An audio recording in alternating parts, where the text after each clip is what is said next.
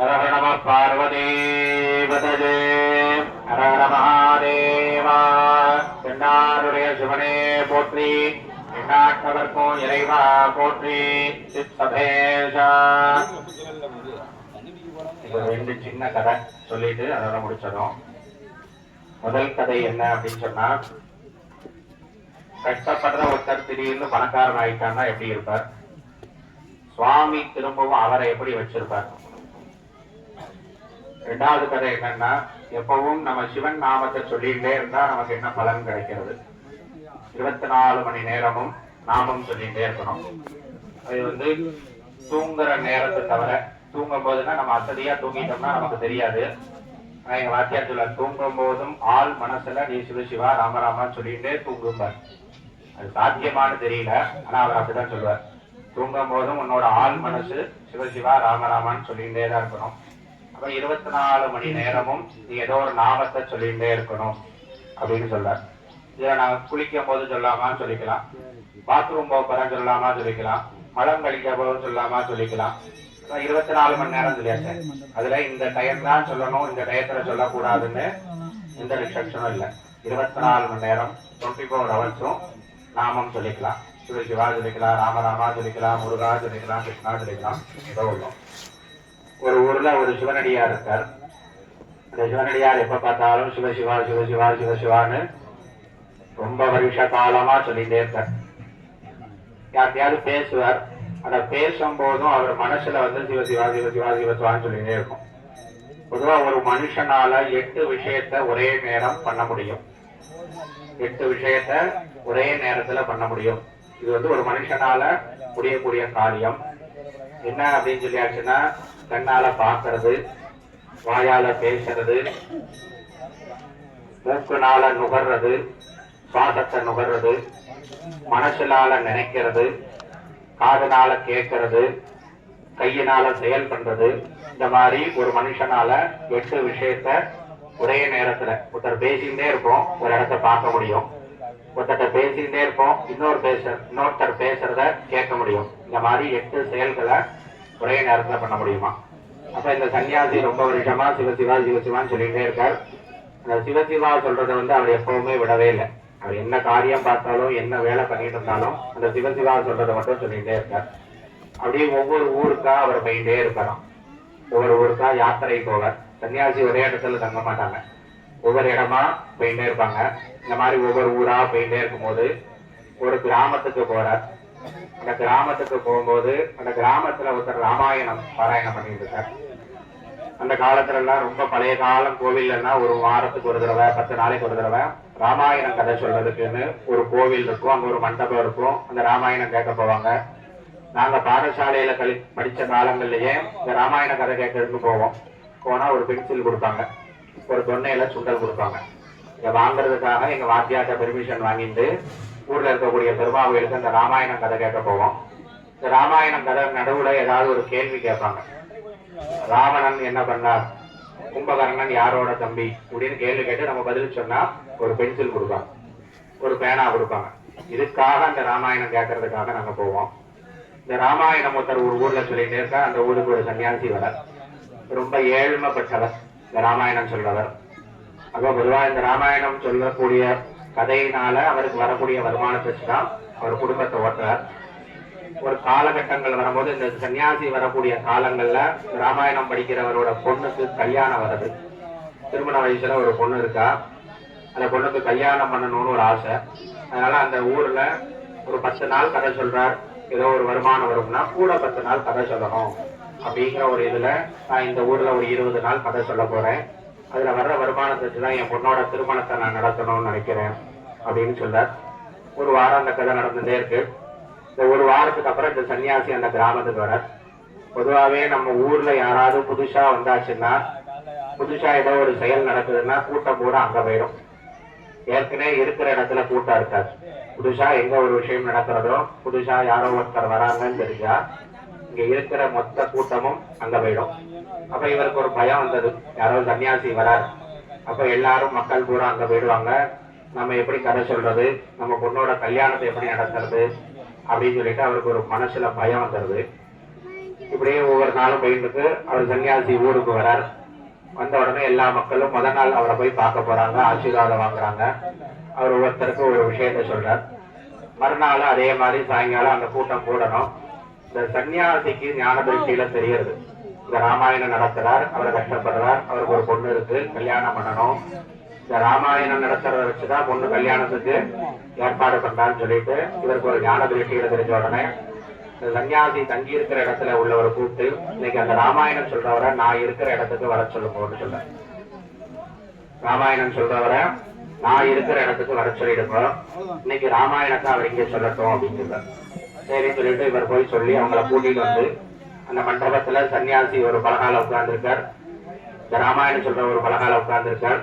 2 பேரும் உட்கார்ந்து இருக்கும் போது இந்த ராமாயணம் சொல்றவர் கதையை சொல்லிட்டே இருக்கார். இந்த கதையெல்லாம் கேட்டு முடிச்சுட்டு இந்த சன்னியாசி இருக்கிற மக்கள்கிட்ட கூட சொல்றார், ஒரு ஏழ்மைப்பட்டவர், அவர் பொண்ணு இருக்கு, பொண்ணுக்கு திருமணத்துக்காக அவருக்கு ஏதோ ஒரு பொருளுதவி கிடைக்கணுங்கிறது தான் இந்த ராமாயணம் கதை சொல்லிட்டு இருக்காரு. அதனால நாளைக்கு இங்க வரும்போது இங்க வந்திருக்கிற எல்லாரும் தங்களால என்ன முடியறதோ அதை கொண்டு வாங்கும்.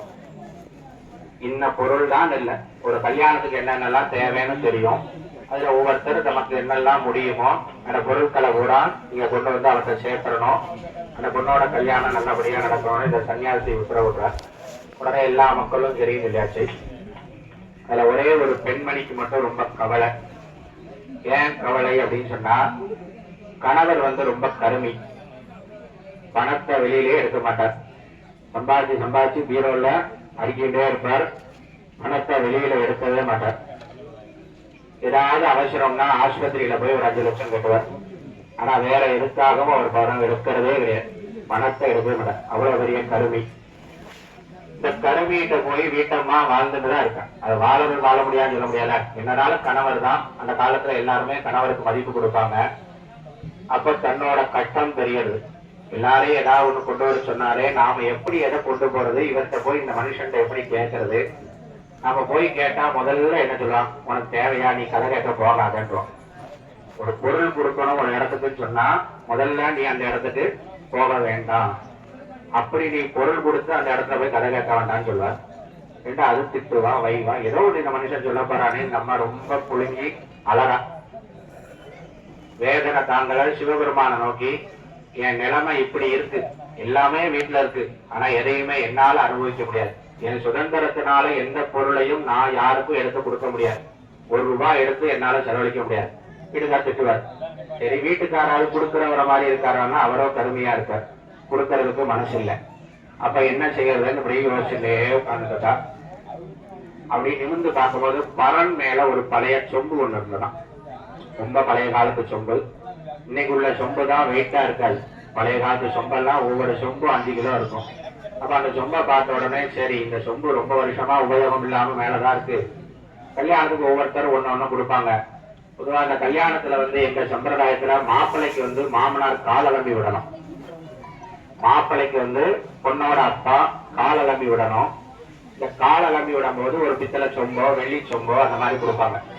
அப்ப அந்த பொண்ணுக்கு வரக்கூடிய மருமனுக்கு இவர் போய் கால் அலம்புறதுக்கு இந்த சொம்பு உபயோகம் ஆகட்டும் சொல்லிட்டு அந்த பரன் மேல இருக்கக்கூடிய சொம்பை எடுத்து அதை கொஞ்சம் நல்லா தேய்ச்சி கீழ்ச்சி வச்சு அதை கொண்டு போய் அந்த விழா நடத்துறவங்க கிட்ட போய் கொடுக்க போறான் இந்த அம்மா.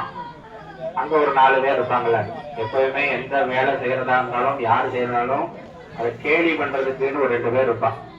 இவங்களை பத்தி உள்ளூர்ல இருக்கவங்களுக்கு தெரியும் இல்லையா, அவங்க வீட்டுக்கார பத்தியும் தெரியும், இந்த அம்மாவோட குணத்தை பத்தியும் தெரியும்.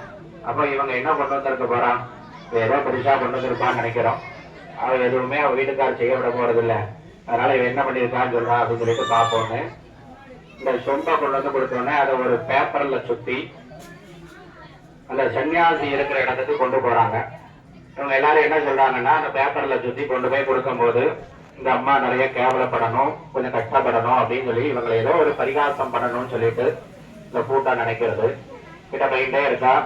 இந்த சன்னியாசி அப்பவும் சிவ சிவா சிவ சிவா சிவ சிவான்னு அவர் மனசுல எப்பவும் கூட சொல்லிட்டே இருக்கா. ராமாயண கதை நடக்கிறது.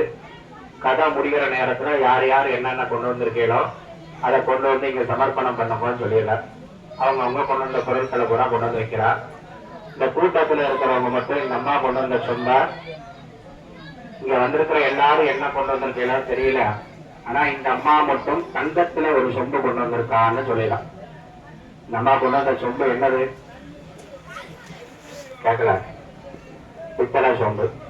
இந்த 4 பேர் சேர்ந்து இந்த அம்மாவோட வீட்டுக்காரோட தயவுல இந்த அம்மா தங்கத்துல ஒரு சொம்பு கொண்டு வந்து கொடுக்கறா அப்படின்னு சொல்லிடலாம். நேரா கொண்டு போய் அந்த சன்னியாசி கையில சொம்ப கொடுத்தாச்சு.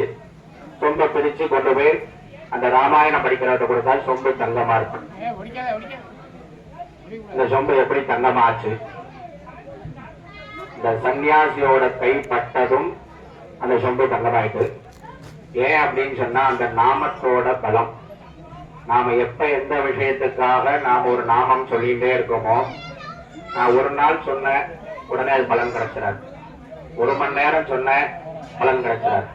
நான் சொல்லிகிட்டே இருக்கேன், ஆனா அது ஒவ்வொரு டைமும் ஒவ்வொரு டயத்திலையும் அது நல்ல பலனை கொடுக்கும். நம்ம அது ரொம்ப சந்தோஷம். ஏன்னா முதல்ல கொடுக்க முடியாத ஒரு கணவர் கூட இருக்கும் போது ஏதோ ஒண்ணு கொடுக்கணும்னு நினைக்கிறது பெரிய விஷயம். இந்த மனுஷன் எதுவுமே செய்ய மாட்டான், இவனால எதுவும் பிரயோஜனம் இல்லைன்னு நினைக்கிற இடத்துல தானும் ஏதோ ஒண்ணு அந்த உபகாரம் பண்ணணும்னு நினைக்கிற அந்த எண்ணம். 2வது இந்த சன்னியாசி சொல்லிட்டு இருக்கக்கூடிய நாமம் சிவசிவா சிவசிவான்னு சொல்லிட்டு அவர் கைப்பட்ட உடனே அது தங்க சொங்காயிட்டு. அதனால எல்லாருக்கும் சொல்லக்கூடிய ஒரே விஷயம், நாம பேசுற நேரத்துல பாதி நேரம், பொதுவாக 24 மணி நேரத்துல பாதி பேசி கழிச்சிடறோம், பாதி தூங்கி கழிச்சிடறோம். இப்ப இருக்கிற நேரங்கள்ல நமக்கு இந்த சுவாமியை நினைக்கிறதுக்குங்கிறதே கொஞ்சம் டைம் தான் இருக்கு. இதுல எந்த காசு பணமும் செலவில்லை. மனசுக்குள்ள நம்ம பாட்டு முருகான்னு சொல்லிக்கலாம், அம்பாள்னு சொல்லிக்கலாம், சிவசிவான்னு சொல்லிக்கலாம், ராமராமா சொல்லிக்கலாம், கோவிந்தான்னு சொல்லிக்கலாம். ஆனா எதே ஒண்ணு சொல்லிட்டே இருந்தா, ஆழ்வார்கள் சொல்லியிருக்கா, அப்போதைக்கு இப்போதே சொல்லி வைத்தேன் அரங்கமா நகருளாலேன்னு. மரண படுக்கையில படுத்ததுக்கு அப்புறம் போய் சிவசிவான்னு சொன்னா நாக்கும் வாயும் வருமானா வராது. பெட்ல சேர்த்தாச்சு, இன்னைக்கோ நாளைக்கோ இருக்கு, நீ போய் ராமராமா சொல்லு சிவசிவா சொல்லுன்னு அவங்க காதுல போய் கத்துனாலும் கேட்காது, வாய் சொல்லாது. நல்லா இருக்கும் போதே சொல்லி வச்சுட்டோம்னா மரணப்படுக்கையில படுத்திருக்கும் போதும் நமக்கு அது நல்லதாவே வந்து சேரும். பொதுவா இந்த மரணப்படுக்கையில படுத்திருக்கும் போதுதான் ஒரு மனுஷன் தாம் பண்ண நல்ல விஷயங்களும் கெட்ட விஷயங்களும் முன்னாடி ஸ்கிரீனா ஓடுமா.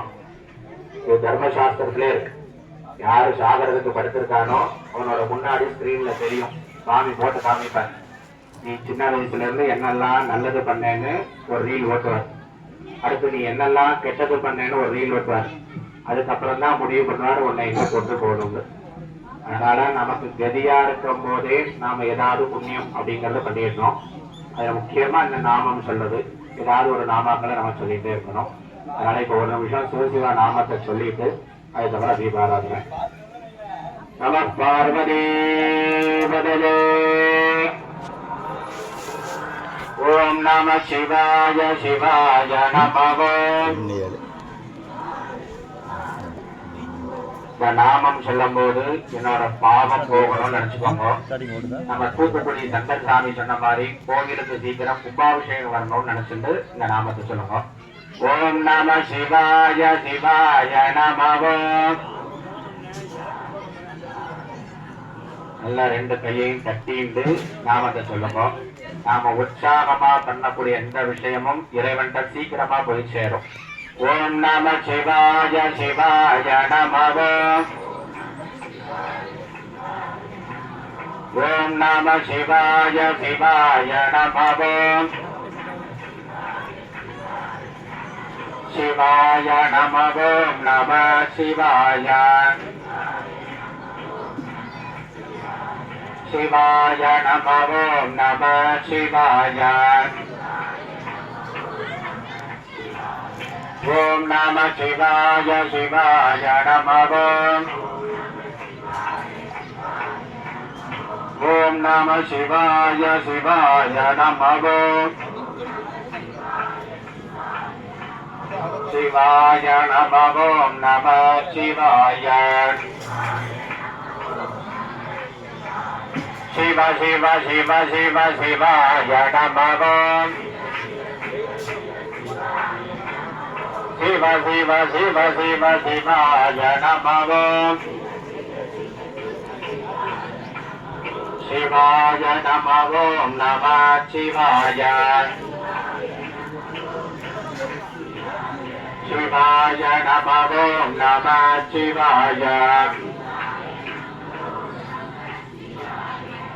கை பெற்ற எல்லாருக்கும் தன்னோட ஆயுள்ல இருந்து 5 வருஷம் கூடும். கை தட்டாத எல்லாருக்கும் தன்னோட ஆயுள்ல இருந்து 5 வருஷம் குறையும். ஓம் நம சிவாய சிவாய நம ஓம் நம சிவாய சிவாய நம சிவாய நம ஓம் நம சிவாய. சிவ சிவ சிவ சிவ சிவாய நம சிவ சிவ சிவ சிவ சிவாய நம சிவாய நம ஓம் நம சிவாய. ஹர ஹர ஹர ஹர ஹராய நம ஹர ஹர ஹர ஹர ஹராய நம ஹராய நம ஹராய நம. ஓம் நம சிவாய சிவாய நம ஓம் நம சிவாய சிவாய நம சிவாய நம ஓம் நம சிவாய. பவ பவ பவ பவ பவாய நம பவ பவ பவ பவ பவாய நம பவாய நம ஓம் நம சிவாய. பவாய நம ஓம் நம சிவாய. ஓம் நம சிவாய சிவாய நம ஓம் நம சிவாய சிவாய நம சிவாய நம ஓம் நம சிவாய. சிவாய நம ஓம் நம சிவாய. நம பார்வதி பதஜே. என்னாருடைய சிவனே போற்றி. சபேசா.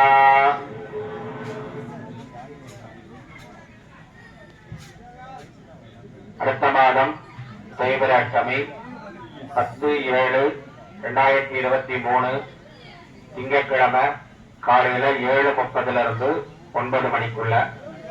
அடுத்த மாதம் தேய்பிறை அஷ்டமி 10/7/2023 திங்கட்கிழமை காலையில 7:30 இருந்து 9 மணிக்குள்ள.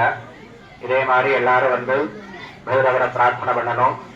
ஒவ்வொருத்தரும் 10 பேர்கிட்ட இந்த கோவிலை பத்தி தெரியப்படுத்தணும். நான் அங்க போனேன், எனக்கு நல்லா இருக்கு, நீங்களும் போங்க. நாம யாருக்கெல்லாம் வழிகாட்டுறோமோ, அதுல யாருக்கெல்லாம் நல்லது நடக்கிறதோ அந்த புண்ணியம் பூரா வழிகாட்டவங்களுக்கு வந்து சேரும். நமக்கு நடந்தாலும் நடக்கலைனாலும் நாம யாருக்கு கை காட்டுறோமோ அவங்களுக்கு ஒரு காரியம் நடந்தா அந்த புண்ணியமே நமக்கு நடக்க வேண்டியதுக்கு ஒரு வழிவிடுக்கும்.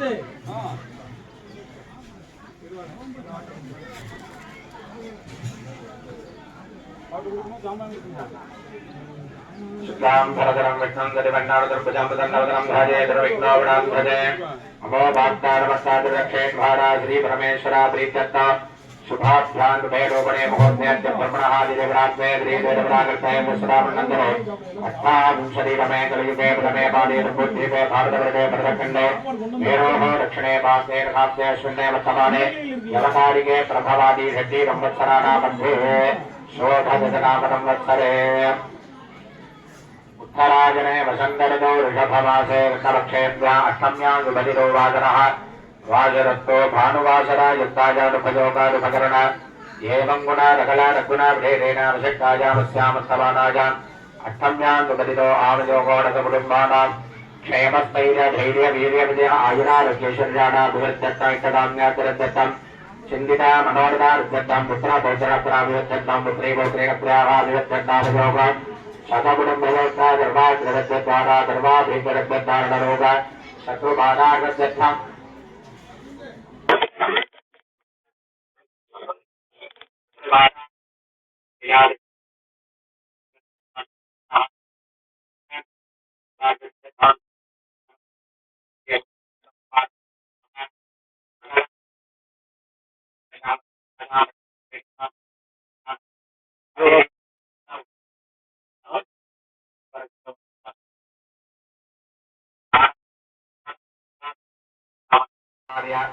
आनकोल्यदारुद्धतो ज्ञानभैरवगणेश्वर स्वामिनः पादारविन्दयोः अष्टोत्तरावाचनं करिष्ये त्र्यम्बकं विरामहेर्वन्द्यं मृत्युभद्रगं उर्वारुकमिव बन्धना मृत्योर्मुक्षीयमावदात् ॐ शिवाय नमः।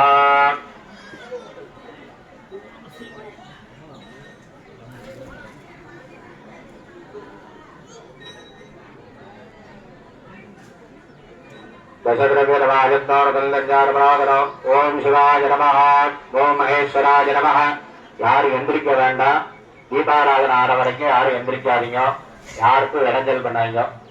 ஓம் சிவாய நமஹ மகேஸ்வராய நமஹ சம்பவே நமஹ விநாயகரே நமஹ தேகராய நமஹ வாமதேவாய நமஹ விரூபாட்சாய நமஹ கபத்ரே நமஹ நிலயோகிராய நமஹ சங்கராய நமஹ யுலபாணயே நமஹ கட்வாங்கினே நமஹ விஷ்ணு வல்லபாய நமஹ ரிபவிட்டாய நமஹ அம்பிகாநாதாய நமஹ श्रीकंडाय नमः भक्तवत्सलाय नमः भवाय नमः धर्माय नमः दिलोकेदाय नमः तिथिकंडाय नमः शिवाप्रियाय नमः उग्राय नमः सुभद्रे नमः कामारये नमः अंधकासुरदूतनाय नमः गंगाधराय नमः ललाटाक्षाय नमः कालकालाय नमः कृपाणदे नमः दीपाय नमः भारतभक्ताय नमः मृगवाणे नमः जटाधराय नमः कैलासवाजिने नमः कविजने नमः कठोराय नमः शुभरांतकाय नमः मृडांगाय नमः विषभारूढाय नमः वस्वाद्वरविकाय नमः रामप्रियाय नमः स्वरमजाय नमः धर्मोत्ते नमः ईश्वराय नमः धर्मज्ञाय नमः परमात्मने नमः धूमधुर्यात्मजनाय नमः अभिजय नमः यज्ञभजाय नमः धूमाय नमः पंचवक्त्राय नमः जराधिकाय नमः विषयेश्वराय नमः वीरभद्राय नमः ज्ञाननाथाय नमः प्रजापते नमः हिरण्येश्वराय नमः सुत्तरडाय नमः गिरीशाय नमः गिरिडाय नमः नगाय नमः भुजंगपूर्णाय नमः भद्राय नमः गिरिजनने नमः गिरित्याय नमः कृतिवासने नमः पुराराधे नमः भगवते नमः प्रमदादिवाय नमः मृत्युंजयाय नमः रुक्षद्रवे नमः जगद्व्यापने नमः जगद्गुरवे नमः व्योमकेताय नमः महादेव जनकाय नमः जार विक्रमाय नमः रुद्राय नमः भूतपते नमः दानवे नमः किंबुद्ध्याय नमः दिगंबराय नमः अष्टभुजने नमः अनेकात्मने नमः राज्यकाय नमः रुद्रविक्राय नमः राजराय नमः गंडभृतवे नमः अजाय नमः पाद विभाजनाय नमः मृडाय नमः विजुनाय नमः देवाय नमः महादेवाय नमः अव्याय नमः हरे नमः भूतगंडभृते नमः रक्षात्तराय नमः हराय नमः राक्षाय नमः सहस्रपते नमः अभवद्गपदाय नमः अनंताय नमः नारकाय नमः परमेश्वराय नमः भवाय देवाय नमः सर्वाय देवाय नमः ईशानाय देवाय नमः विजुने देवाय नमः रुद्राय देवाय नमः उग्राय देवाय नमः भीमाय देवाय नमः भगवद्देवाय नमः ज्ञानभैरवाय नमः गणेश्वराय नमः शान्ताय नमः धर्माभीष्टप्रदाय नमः धनज्ञाय नमः धैर्याय नमः धर्मराय नमः गणेश्वरस्वामिने नमः नमस्तो विचाराजपत्पयामि रूपमात्रापयामि नदाङ्गन्द्रन्दोपाणगणङ्गारमणागर आग्ने सौन्दर्यदेवानां दुभोजपदेयज्ञतः दूरे दूर्वदूर्वन्दल्लोर्वदजाहोन्मान्दोर्वजरा घोर्भजं भजं घोर्वामः गोमात्रा भजामि देवानन्दराजामि भूपरिवारन्दराजमुनिवर्पयामि भूर्भोर्भवः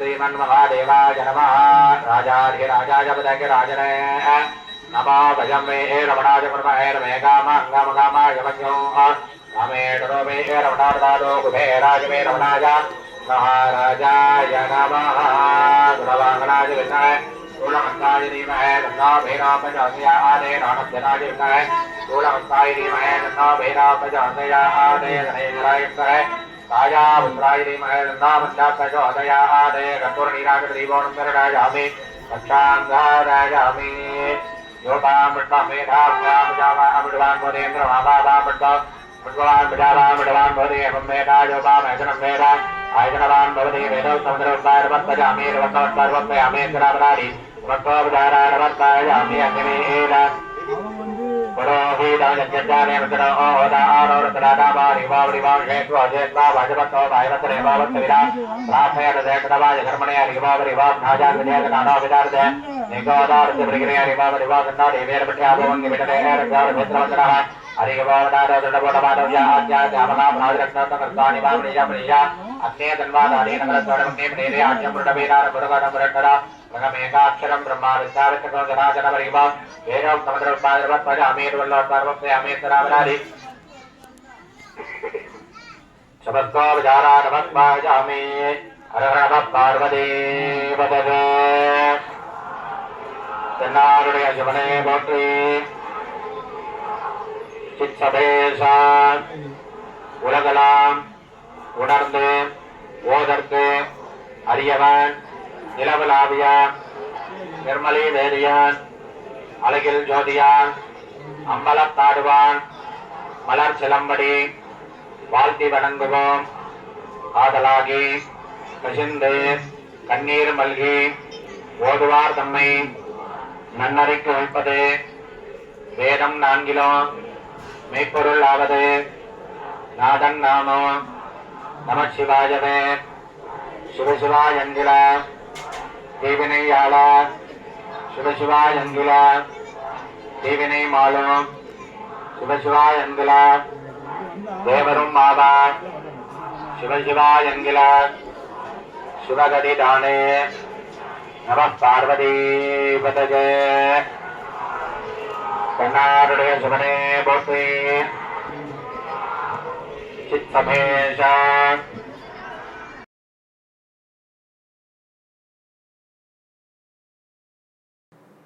நன்றி வணக்கம். சித்தர் பூமி சேனலை சப்ஸ்கிரைப் செய்து ஆதரவு கொடுங்கள். அதிகம் பகிருங்கள். சித்தர் அருள் கிடைக்கும். என்றும் இறைபணியில் சித்தர் பூமி.